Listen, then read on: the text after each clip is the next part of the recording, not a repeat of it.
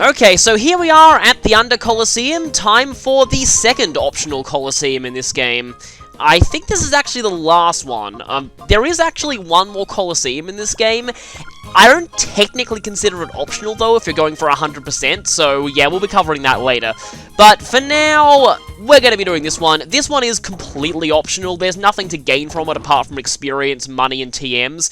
But I'm going to cover it anyway, just because I think some of the trainers here use some pretty interesting Pokemon. Also, the Japanese there says Colosseum. I had no idea what that meant when I first played this, because I must have played this before I think I was probably early high school, so I was just doing some, early classes of Japanese.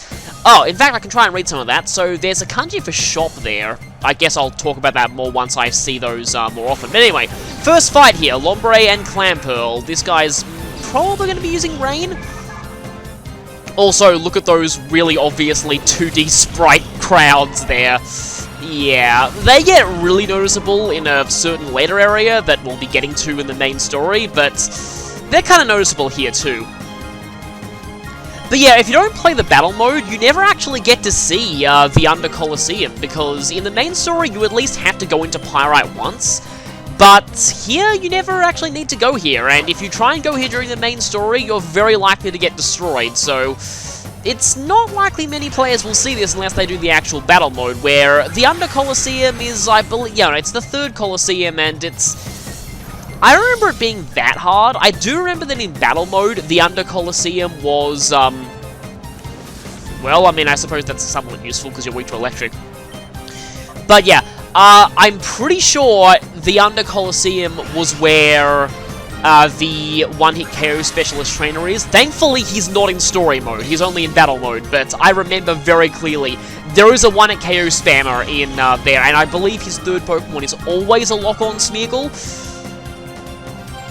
He's an absolute pain to deal with, and that fight was just horrible because I would always get hit by one-hit KOs twice and get destroyed. But anyway, that's neither here nor there. Water Gun. Yeah, so I guess the issue here is that while the levels are ridiculously high, in fact, the levels here are actually higher than the penultimate boss in this game, which really says something. But the Pokemon is still fairly bad, though they do get a lot tougher eventually. Kind of feel like this area was best taken on in the post-game, but as I'm going to show here, I am able to take it on now, but these fights are going to be taking a lot longer than the other Colosseums, and as such, this is probably going to be in 2 parts. And also, here is where the free healing after every battle is going to be much, much more useful, because I'm really going to need it. Pin Missile, please don't hit Sol here. Oh, the junk shop sign just says Junku Shoppu, I believe. Which is kind of amusing. Anyway, this Quillfish is not going to last very long. Never really taken the time to actually read the Japanese text here. Okay, the other sign says Pokemon something. I'll read that other sign, I believe, in a later battle. It's kind of cool doing this. I guess it's practicing my Japanese skills. Although it's all pretty simple. This is all katakana, so, for those who don't know, katakana is, okay, we now have a fan. But yeah, katakana is the Japanese script that's used for words of foreign origins, or just basically words that are Japanese words. So, for example, they're Colosseum. Basically, they're spelled out phonetically for the most part, but, well, I guess if I get really running out of things to talk about, I can mention some obscure trivias about, she was a pretty big deal. That fight was difficult. Anyway, I can talk about some obscure trivia regarding Japanese spellings and things like that, and certain Japanese loan words that don't mean what you probably think they mean. Now we have a Vigoroth and Seadra here. Don't know why there's a double O there after Colosseum. But anyway, this is actually a fantastic matchup for my starting team. Then again, Jump Loft attacking stats are so bad, she basically 2-hit KOs at absolute most everything she fights. Which is kind of a shame, but I mainly have her on the team as a catcher, not a fighter, so that kind of makes sense. Uh-oh, that hits... Kick Face is not going to be doing much other than kicking things in the face, because that's what he does. Speaking of kicking things in the face... Pocket... Does it say, like, shop or something? Let me just... I'll need to look at that again. Pokemon... Celio's health bar is covering it. think it says Shoppu, I'm not sure. Also kind of like how you can hear the crowd cheering in these. So this is also mostly water types, kind of like the first fight, so we've got a bit of a theme developing here. Jumpluff still hasn't taken any damage. Goodbye, Seadra. Seadra's well, I guess it's kind of an interesting Pokemon. I think some of its stats are... I know that ability-wise it's very different to Kingdra, because... Oh no, that's not good. Yeah, Celio has quite a bit of HP, so... I'm going to take a lot of damage from missing it, and please don't... Well, either one of us would be bad for you to hit. Jumpluff is 4 times weak, Kickface would have been fainted by it, so... Really, that was a... don't know if I was about to say Morton's Fork, I don't know if that's the correct term. And Catch-22 isn't the correct term either. Yeah, the way that people use the term Catch-22 in popular culture... Yeah, of course you'd survive that. Okay, one of them says Hoteru. Yes, that one... Super... Oh, that's... Super Grande Hotel. That's weird because the Super Grand Hotel, I don't think has a branch in the Under. There's just one in Pyrite. I guess the Under is technically still Pyrite, but anyway. Well, of course you're not the last in line, you're only the second. Anyway, I've been going into a lot of weird subjects here, but guess that's to be expected. I'll probably need to try and read those orange letters too sometime. You only see them for a few seconds, though. The design of this place is definitely pretty dark and gritty for a Pokemon game. I remember playing this back... I actually used to play the battle mode quite a lot when I played this game. It's like nowadays you almost never see anybody talk about this game's battle mode, but I used to do the battle mode quite a bit, and it is really interesting to think about that, because when you think about it, story mode, in a lot of ways was... I'm going to talk about this more when I get to the credits and give my final thoughts on the game as a whole, but really, story mode was just an well, please don't use any physical moves, that would be really bad. Story mode was really just an afterthought, in case people didn't own the GBA games, to give people Pokemon they could use in battle mode, because I don't know if I've said this before, but the story mode Pokemon, the Shadow Pokemon that you purify here, are all completely compatible with this game's battle mode, so you don't actually need to own a Game Boy Advance game to play the standard Colosseum challenges. Of course, it's kind of recommended that you do, because the main benefit of playing this game's battle mode is to earn Poke Coupons, which can be used to buy items that you can transfer to your GBA games. So, really, there's not much point in playing it if you don't own any GBA games, but still. You can do them with the story mode team if you want, and oh great, it's Justy Jr. Hopefully this won't go on for very long, and I'm just realizing the horror that is using high jumping against things that have just used Double Team. Of course, this is the AI in a nutshell. They use Double Team once, you never hit them at all. This is why I hate Double Team so much. Because the AI just has all the luck with it, and of course it becomes a snowball effect. The more you miss them, the more they can build up their evasiveness, and you miss them even more.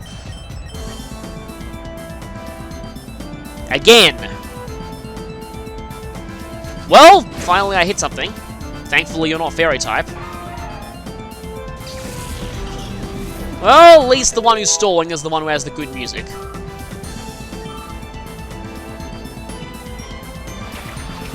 Don't really know if there's that much else I can say about this game's battle mode. I don't really remember it in that much detail except for the one at KO guy, and, well, the other thing of battle mode that I'm going to need to get to eventually. Yeah, I'll save talking about that until later, because I actually do plan to show that whole thing if I can. And I don't find it as tedious and annoying as a lot of people do, except for one very specific aspect of it that I'll be sure to rant about when I get there. For now, though, it's Dan Green time. Well, Noctowl hadn't built up any double teams yet, so that's... Oh, it has now!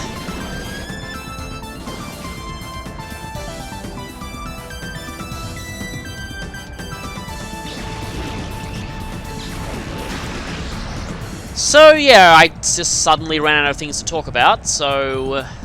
what do we got here? Curlier and Noctowl. I guess I should mention the fact that Curlier's little portrait there makes it look like that eye is the only thing that it has. Makes it look like a Cyclops.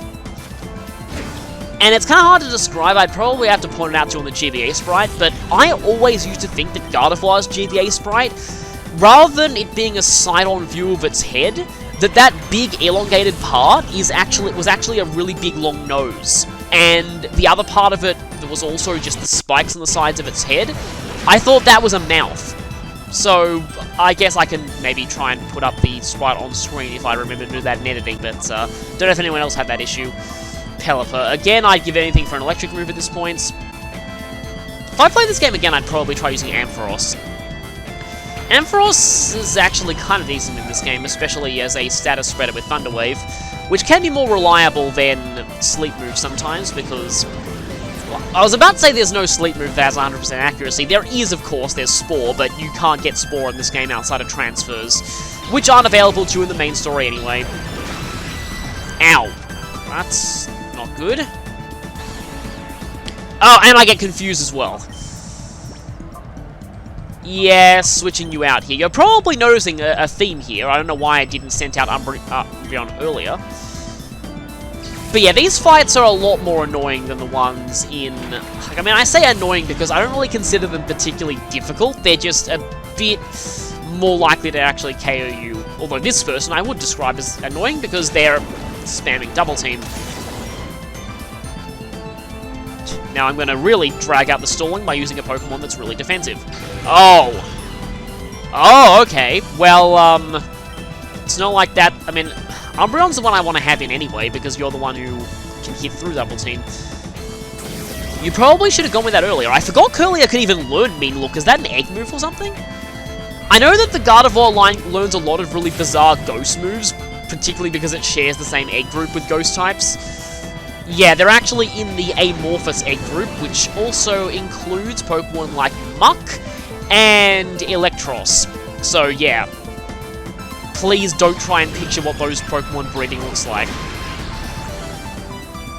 And yes, back when I explained how breeding worked in Gen 2, I did choose Gardevoir and Muck on purpose.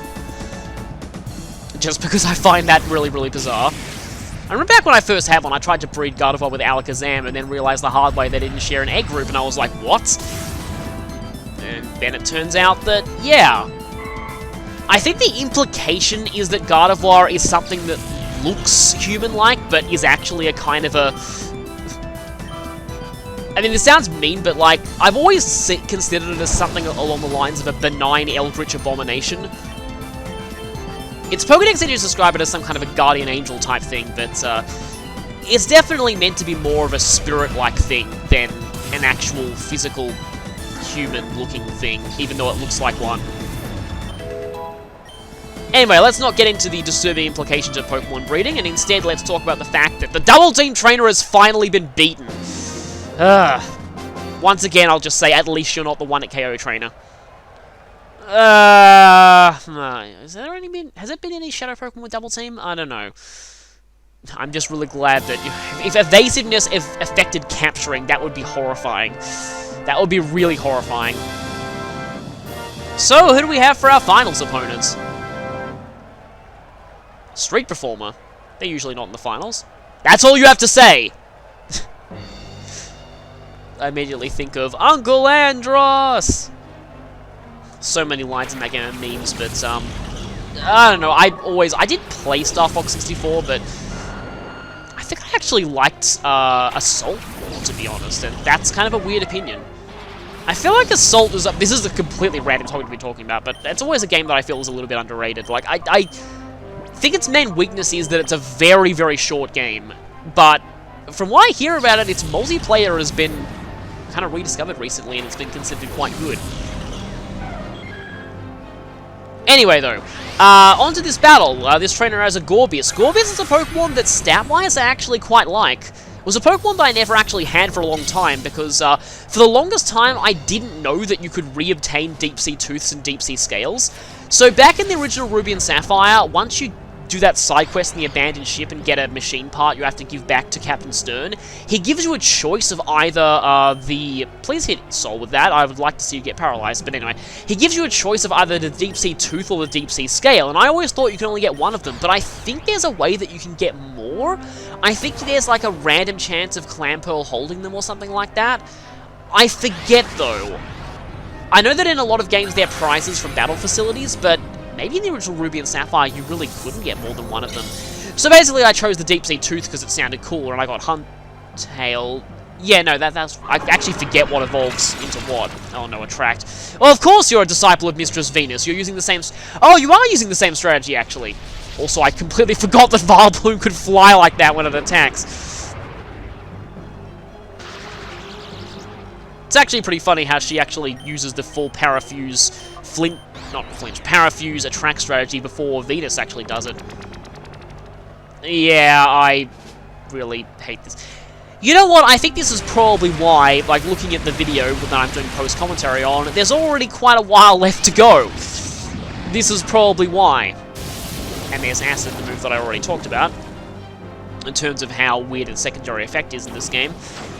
But yeah, Gorbis is a Pokemon that I never really got to use for a while because I got the Deep Sea Tooth originally, so I was only able to get Huntail. But stat-wise, I've always liked Gorbis' stat distribution, and it learns some really interesting moves, especially in later generations when it gains access to Baton Pass Shell Smash.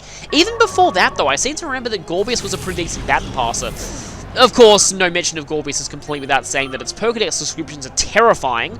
For something that looks like it does, you wouldn't expect its Pokedex descriptions to be that disturbing, but they really are. Similar with Beautifly, actually. Anyway, though, Kecleon is on the field. I should probably talk about this Kecleon for a bit. Here's a bit of a weird story, and this is probably why I mistakenly thought Kecleon's fanning animation was hilarious. So, I very clearly remember something, that when I was playing this game, I actually did do this storyline Colosseum fight at my dad's place. I brought my GameCube over to his place, plugged it into his TV, and was using a bit there when I was over there for an extended portion. I forget exactly why I was over there for that long, but I had a bag that specifically was designed to hold the GameCube, so I could actually bring my GameCube to other people's houses quite easily. So I was playing it at my dad's place, and he came in while I was fighting this Kecleon, and he thought that it was hilarious when Kecleon got hit and its tongue flew all over the place. So that was always a... I don't know, it's just a random memory that I have of this game. It's... I don't know, I was just thinking about a random thing. It's funny because I don't know, there's that whole... I wouldn't exactly call it a meme since it's used a lot in real life, but that thing about dad jokes, I've never really got that because my dad actually has a really good sense of humor. Or, well, at least by my standards. I feel like I inherited a lot of my sense of humor from him.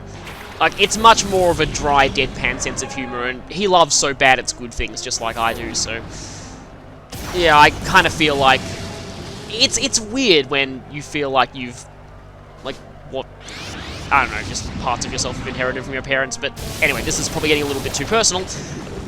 But I always thought that was just kind of an interesting story that I could share here. Guess I should also mention that another game that I remember quite clearly that I brought over and played at my dad's place was Path of Radiance. I remember I played the chapter with the Black Knight, and the funny part was that the TV at his place was really dark, even darker than the one that I recorded these on. You might notice that the videos are a bit too dark sometimes, but his TV was even worse about that, so the inside of the castle in that chapter with the Black Knight, it was almost impossible to see anything. So that was a weird experience. Now I'm thinking of an even more bizarre tangent here that I could go into. Just remembering how, this is a really bizarre thing, I'm talking about a whole lot of games and stuff like that, but in these Sly games, the first game has unlockable commentary on all the levels by the game developers. It's actually really, really interesting. I'd recommend checking it out if you're a fan of that game. Like, it's really cool, just the kind of things that you hear about in the game designer's commentary. But one thing they were talking about is that when they were actually testing the game, they had a setup, like a room full of lots of different kinds of TVs, all with different brightness and different models, different settings and things like that. And they wanted to make sure the game was actually viewable decently on all of them when they were designing just like the art style and the lighting of it. So I thought that was kind of cool. Anyway, is this the first Sharpedo we're actually... I'm sure this isn't the first Sharpedo we're fighting, but...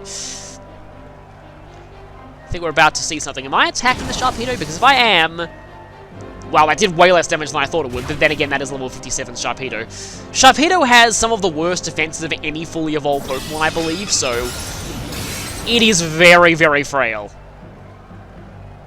Oh, okay, I think I get what I'm doing. I'm turning it into an ice type so that I can blast it with Entei's Fire Blast. Didn't intend to say blast twice there, and I'm glad that missed. Here's the problem, though. That Sharpedo is definitely going to go first. I know it doesn't have Aqua Jet in this generation, but even still, it's probably going to outspeed Dan Green and faint him, even though it's unlikely to use a water move, because Sharpedo doesn't learn any water moves by level up in this gen. And yeah, it was pointed out to me in the comments that even in later gens, the only water move it learns by level up is Aqua Jet. So it seems to lean far more towards its dark typing than its water typing. That's kind of a shame. I wish I got the chance to Fire Blast that Kecleon, but oh well. Probably want to get that Sharpedo off the field first. Oh, and it is using Surf, so I saw it use Surf before. I knew that it was using a water type move, I just... Yeah, anyway. Was more concentrating on what I was saying. Yeah, I hope people still find this okay, the fact that I'm still commentating on these and going off on weird random tangents. I do find that kind of fun sometimes. I mean, I said this back when I did Little Lagjo Ruins and Sacred Stones, but it's probably the closest that I'll ever get to live streaming. Just the kind of casual, random discussions while playing a game. Really? Sexy Shark, apparently?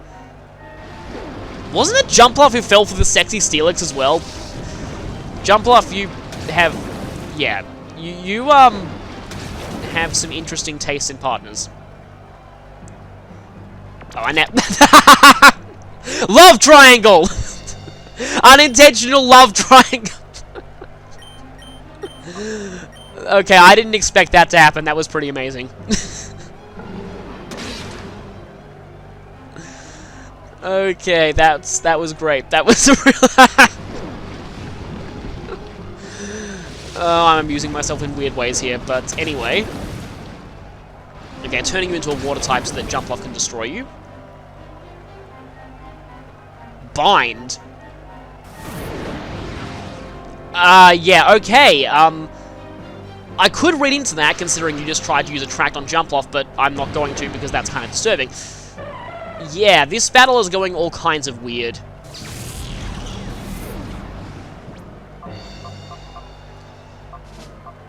I don't think I need Kick Face here, even though I might end up sending him out anyway. And yeah, we still have this part of the song on repeat, even though we've heard the full version by now, but that's okay. I still kind of like this part. You know, I actually forget if... No, I think that in the actual Colosseum mode in this game, that the battle themes are all remixes from Ruby and Sapphire. There are actually some pretty cool remixes of Ruby and Sapphire. I know they remix the normal battle theme, the champion battle theme, the gym leader battle theme.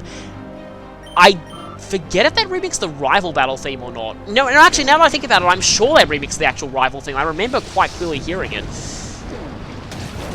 I did actually really like the Ruby and Sapphire rival theme. Oh no, that wasn't good. When you faint to Lick of all things, that's really embarrassing. Especially when you were that close to leveling up. So as you can see here, I'm getting challenged a lot more by these fights. This fourth battle in this round is a lot harder than much of the earlier ones. But now Kecleon is on its own, and because of that, let's see. So you're currently water type, I think. So I'm just going to have to keep hitting with not very effective moves. I know that Kecleon eventually got Protean, so kind of interesting that both of its abilities are based off of changing its own type. Kecleon has a lot of special defense, I just remembered that, so it's understandable that it's taking this long to go down. Kecleon's another Pokemon that stats I completely forget about, because I don't think I've ever trained up a Kecleon seriously before, so yeah, would be interesting to use one in a playthrough or something. Often fun to use Pokemon that you've never really... Yeah, see that animation right there? That's the one that my dad found so hilarious. But anyway, there goes Kecleon, and there goes round 1 of the Under Colosseum. That took quite a while. I could get through 2 rounds of Pyrite Colosseum in the time it took me to just do that. Well, at least we're getting rid of the last remnants of the Venus Resistance, I guess. So let's see what TM we get from that. We already got a track from Venus, so we know it can't be that. So what is it? That's a pretty good amount of money. TM 37, off the top of my head. Wait a minute, isn't that Flamethrower? No, wait, is it in Flamethrower 39? Let me see. Sometimes I forget the exact numbers. Sandstorm! No, definitely not Flamethrower at all. Yeah, Sandstorm. That's okay, but, let's just say that very soon, our need for that will be obsolete. So, I think I'll just cut here to the next round of the stadium. Colosseum, whatever. They're pretty much the same thing anyway. So now it's time for round 2. I don't even think we leveled up that much in the last round, so yeah, this is getting a little bit trickier. We'll need to go into Mount Battle, I believe, for the last of the experience we need, and I think the last areas of Mount Battle are around the 60s, so they're going to give us a lot more experience than this. But I wanted to do this anyway just for the TMs, and I guess to show off the fights that are in it. Again, I promised to translate that orange text, so I'll do that eventually. Are you sure you want to become the next Venus? Are you sure you want to be an annoying Parafuse track spammer who has very little relevance to the story?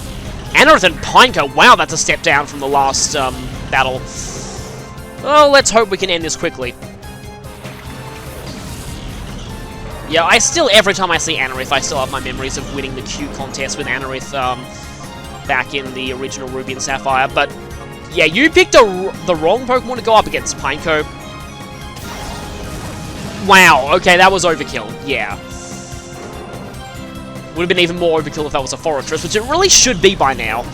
It's always weird when you see opposing trainers who have these unevolved Pokemon at ludicrously high levels. In this case, though, no ludicrously high level will save Ladian from being Ladian. That did way more than I expected, but, you know, then again, this is a very high level Anorith, but still. I mean, and it's especially weird when you have a level, like, 56 or something like that, or even 60s. I forget exactly what level it was, but there's a Metapod back in Heart Gold and Soul Silver that is ridiculously high level. You are already the fastest thing on the field, and you're using agility. Nice move. Guess you couldn't have really known that until... Okay, that was nice. That was very nice. Just suddenly got taken aback by that clutch survival there, even though I kind of don't like to use the term clutch because it feels a little bit memey, but anyway. Okay, well, Anorith didn't last that long. At least that's off the field for Dan Green. And let's see if I can actually hit you good. I actually hit you good. I don't know if I've mentioned this before, but I love how the flames are just around his mouth when he rears up to do Fire Blast as well. Like, I really like Fire Blast animation in this game. I actually like it better than it is in a lot of the, like, main series games. Yeah, that battle was not particularly difficult at all. That's kind of a strange thing to say, but anyway. I mean, right now, Venus is, in fact, I have no idea where she is right now. She's probably gone off somewhere after losing in Relgam Tower. Are there more people wanting to be the next Venus? Kind of interesting how Mirror B has pretty much an entire stadium where everyone talks about him, and Venus has a stadium where everyone talks about her, but there's none for Dakim or Iron. Beautifly and Sneasel. So the theme of this is things weak to fire, I guess, which is a really bad theme to have. I've noticed that there are a lot of random AI trainers in the Stadium games who have a theme that is Pokemon weak to this type, which is, like I said, a really bad theme to have. Yeah, I had a feeling Sneasel would outspeed everything. Well, but it missed anyway. Not really sure what and that missed as well. And for good measure, there's a Bright Powder and Ice Beam misses as well, but no. That happens a lot in the Colosseum modes in this game. You still have Mega Drain, really. Yeah, that is definitely a problem with Gen 3. I mean, Gen 3 competitive in general, which might be the reason why Smogger never had item claws. Because in Generation 3, there were very few viable items for competitive teams. And because all of the official tournaments in Pokemon, including the Stadium, Ansei has just been criticaling everything with Fire Blast now. But all of the official tournaments in, like, both live tournaments and the actual Colosseum and Stadium games, they all tend to have item claws.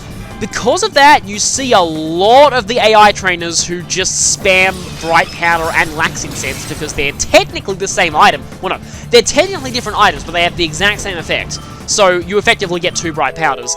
And then same with just, they shove King's Rock and just every single luck-based hacks item they could think of. Because at this point, the type boosting items weren't all that viable because they only gave a 10% boost rather than a 20% boost, which wasn't really worth giving up your item slot for. So, one thing that I really like about it, I will say that personally, in terms of, like, multiplayer battling, Gen 4 is my favorite generation, which is funny because it's my least favorite generation for single player. Oh, really? That had to be 1 HP. There's no way that wasn't 1 HP. Also, I actually think, I remember this, I'm suddenly getting memories flooding back.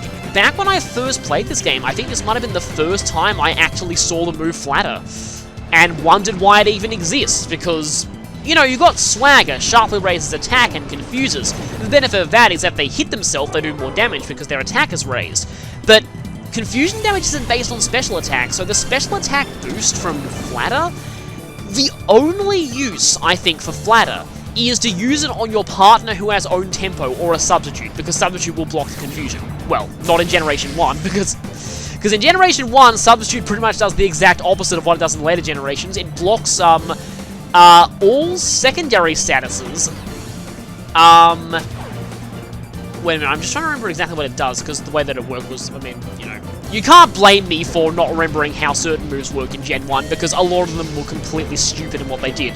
And none of them worked the way they were supposed to. But Substitute, I remember, it was like, it blocks primary confusion and no other status effects, but it blocks secondary status effects from moves. So, for example, if you use, like, Poison Sting, it won't have a chance of poisoning. But it doesn't block secondary confusion, for some reason. Like I said, yeah, Generation 1 is just, most of its moves are not coded very well at all. I think Stadium fixed a lot of the moves, though, and actually gave them effects more like what they have in later games in the series. But anyway, Substitute here, I'm pretty sure it blocks confusion. So you get the stat boost, but you don't get confused. And that, I find, is really the only use for Flatter, because, again, why would you raise your opponent's special attack when it's not causing them any harm at all? I mean, you could make the argument, oh yeah, I could use it on something that's mainly a physical attacker, so that the special attack boost does nothing, but in that case, why aren't you using Confuse Ray? It's doing basically the same thing, and you don't have the potential of helping someone. Oh, that's interesting! Snag on! That's like a Team Snag and Grunt who's at Smogon. Anyway, this is a trainer class I don't think we've ever battled before, so... Except I think there are a few of them in Mount Battle, but I haven't shown any of those fights. But yeah, we're fighting a worker, who I think you never fought in the main series games until this point, and then in, I know that there were workers that you fought in, the DS games. Oh look, there's a Massacre on the field, something else weak to fire. And it's also weak to ice, so this is gonna go pretty quickly. Yeah, kind of interesting that this is the first time we're fighting a worker, in this game. And how a class that was originally just in a Stadium game has become a canon training class in the other games. Although, I will admit one thing, Pokemon Battle Revolution, speaking of trainer classes in Stadium-style games, has some very weird trainer classes. Anyway, there's like... Is that the game that had May-December Couple as a trainer class? I know that there was at least one game that had that. And they weren't even double battle trainers too, they were... like, individually trainers. It's weird. And there's Volbeat. Volbeat was kind of a bad Pokemon in Gen 3, but at least it was one of the only thing, in fact, I think it was the only thing to get Tail Glow, which didn't raise special attack by 3 stages. In this gen, it was basically just Nasty Plot, but it was still really, really good. A shame that it was restricted to Volbeat, a Pokemon that actually wasn't a special attacker, so I really don't see, yeah. Then Gen 4 gave it to things like Manaphy, and things got completely ridiculous. Especially when it got buffed to raising special attack by 3 stages. I forget exactly the history of whether or not Manaphy got banned or not. I feel like it wasn't banned originally, and then people realized just how insane Tail Glow was, and then it got banned. I don't know. Something I should mention is that even though I've been talking about Smogon a few times here, I'm actually not a particularly big fan of Smogon. I've never really used it for competitive battling, and I always tried to play on the original games if possible and not simulators, so I just mainly talk about it because it's really the main source that people think about when it comes to the competitive scene.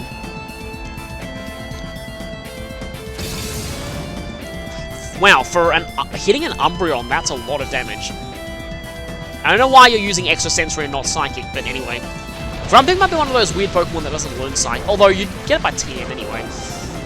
Extrasensory, there's no reason to use that if you have access to Psychic, because it's, well, I mean, it does have a flinch rate, but Grumpig isn't exactly a particularly fast Pokemon.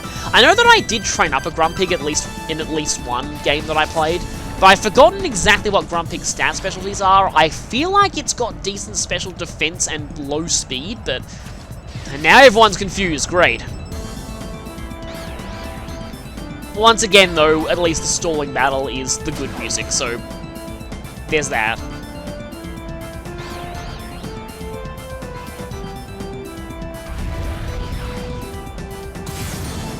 Yeah, looks like Grumpig has pretty decent special defense, but then again, I'm very underleveled for these fights, so might not be.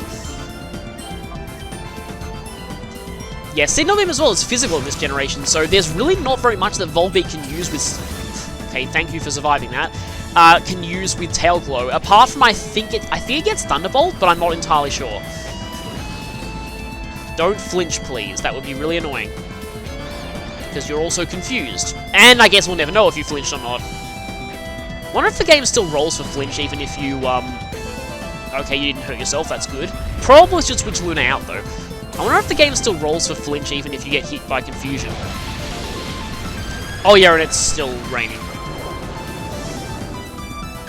I probably should switch Luna now, or I'm going to use a healing item. I guess because Luna does have the lowest level, I think, of everything that I have at the moment, so I wanted to get him a bit more experience. Got a couple of max potions here. I definitely need to restock my items by the time I go for the final battle, because you probably want to have a good stock of items for that. Guess I should mention X items, because I haven't actually used any of them yet, but... X items... You are 2-KOing Umbreon with a Volbeat. That's pretty scary. The X items are pretty broken in most Pokemon games. Yeah, that's pretty bad. But yeah, X items can break the game quite easily in most games they're in. So if you want, you can just buy a ton of X items and you can pretty much wreck any fight that you want, well, provided that you keep your Pokemon around long enough to actually make use of them. But at least X accuracy isn't as broken as it was in Gen 1. I can't believe I went so long without even realizing how stupid X accuracy was, because for those who don't know, in Generation 1, X accuracy makes all of your attacks basically act like Swift, and thus bypass... I don't even know why I bothered sending out Solon at all, because if something is 2-KOing Umbreon, it's probably going to 1-KO Espeon. But anyway, yeah, so every attack you use will always hit. It ignores the accuracy check entirely. Even, I believe, what people call Gen 1 missing. You know, where it's possible for even 100% accuracy moves to miss 1 in 256 times. But, anyway, this includes 1-KO moves. So, as long as you're faster, because that's how 1-KO moves worked in Gen 1, they work based on speed, not based on level. So if you're faster, which equated to using an X speed, then you use an X accuracy, you can just Horn Drill or Fissure everything, and you would win. So, that was pretty stupid, and that's why, well... I mean, Nidoking is just a pretty good, what you call Disc 1 new Pokemon anyway, but it's even better in a speedrun because of that. Yeah, back when I first played Gen 1, I didn't really realize just how good Nidoking was in the main storyline, because you can get it early, it has an insane move pool, with decent enough stats to go either physical or special. And it's got a pretty good typing, learns a lot of 1-KO moves, which, like I said, work really well in that gen. I'm pretty much getting destroyed here. But you know, because this is on the fail channel, that I am going to be winning this. I think. I would have named this part fail, if, and this is only the semi-finals too, I just realized. I would have named this part a fail part if I had actually, because all of the videos that I've got from this game that I'm post-commentating on are all, they all have they're all just named like peak hole and then a number. But the ones that are fails specifically say fail on them, so because this doesn't say fail, then I know this is probably a successful video, but still. And there goes Grumpig. Now, this is probably not going to... Yeah, I thought so, because it's not very effective. Confuse Ray again. You are really dragging this on longer than it has any right to drag on. Yeah, not going to risk it for the mischance. That might not even KO. Actually, it looks like it did. So yeah, I dread to think what the final's going to be like if this is what the semi-finals are. Guess we'll find out. Will there be more things weak to fire then? Also, we get to see the worker defeat animation for the first time. Another Venus fanboy. Slash fangirl. There are a lot of Venus fangirls in this town as well. I still need to read what that sign says, but I'll do that later. You only see it for a few seconds, though. And so we have here... Oh, it's not a street performer, it's a chaser. Like I said, Venus fangirls. And Sowot is probably right, because these trainers are starting to get a lot harder. Ariados and Politoed. Well, I mean, at least you don't have Drizzle here. Interesting how Politoed was a Pokemon that just suddenly got a huge... Like, it just got a lot better thanks to getting Drizzle. Yeah, Gen 5. I don't know if I fully explained why I think that Gen 4 is my favorite multiplayer generation in Pokemon. I just feel like... They really, like, the physical special split just made the game a lot more interesting. They added much more viable items, like things like Choice Scarf, Choice Specs, so you didn't just have Choice Bands. Buffing the type boosting items up to 20% rather than 10% to make them actually good options. Adding in the Expert Belt. There are really just so much more variety in potential items as well. A lot of the new Pokemon introduced in that gen were pretty good too. Battling-wise. You know, I remember at a time when everyone thought Lucario was going to be terrible. Where everyone was like, oh, it's only got base 90 speed. It's going to suck. And, they all ate their words. Those are probably the same kind of people who were saying that Garchomp was overhyped and was not going to be as good as people thought it would be. And that Electivire and, surprisingly enough, Rhyperior were going to be the next big things in competitive. Yeah, Solid Rock, a lot of people thought Solid Rock was going to be much, much better than it actually was. Let's see if I can carry something through rain. I can, it looks like. I'm not saying Rhyperior is a bad Pokemon, it really isn't, but people thought that it was going to be something insanely amazing. And then in practice it turned out to be... Yeah, there goes Dangreen. It turned out to be... really not that much different from Rhydon. Just Rhydon with slightly more attack. Solid Rock doesn't really help it survive its weaknesses any more than it normally would, except for maybe fighting, physical fighting moves. And I still feel bad for Electivire though, because Electivire... Actually, wait, it's not raining. Oh, hey, someone who uses Politoed and Ninetales, and this is way before Gen 5, when these two would gain weather abilities. That's actually a really freaky coincidence. Because, yeah, they would not have known they were going to give those two weather abilities at the time they made this game, so kind of funny that this trainer uses both of those. For some reason I've always liked Ninetales' attacking animations in the 3D games, the way that it rears up like that. But anyway... More waterfall, and yeah, it doesn't do that much, obviously. I think I got a pretty good matchup for this fight, so not really worrying too much here.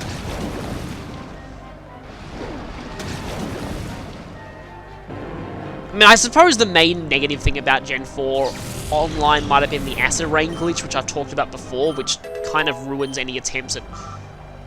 Anyway, I've already discussed that in a bit of detail. But I really did like Gen 4 for multiplayer.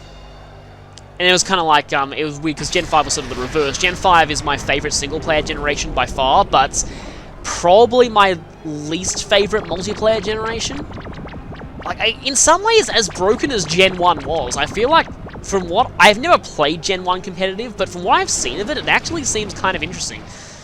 But Gen 5 was just so much broken stuff, so much weather, and it just... Not to mention that if you played on your actual game cartridge, which I did, everyone just rage quitted online anyway, and there was no measures in place to prevent rage quitting, and so it just really wasn't very much fun to play. Like, I did play a little bit of live VGC tournaments in Gen 5. Funnily enough, the most success I had in Gen 5 was using a Sun team with Ninetales, because Sun was kind of unconventional then. Almost everyone used Rain.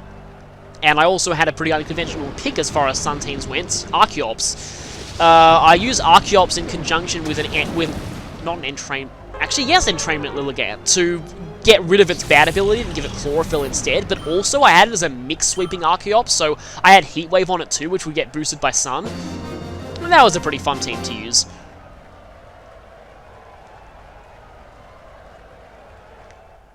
In fact, I actually entered like a major regionals in my area. Oh, that battle's already over.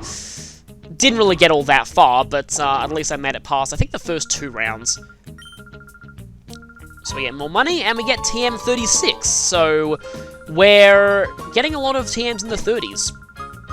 And let's just check out the TM before we enter the next one, and I'll actually be doing the next 2 rounds in the next video. Sludge Bomb! That's actually a very good TM. Let's see if anyone can learn it. I'm guessing no. But quite a few good physical Pokemon can learn Sludge Bomb in this game, and it's a pretty good physical move to be using. Even though Poison is not a great attacking type, it's, well, it is one of the more diverse physical options available in this game. But anyway, that's enough tangents. Next time, well, there'll probably be more tangents, but I'll be doing more of the Under Colosseum and finally finishing up. So, see you then.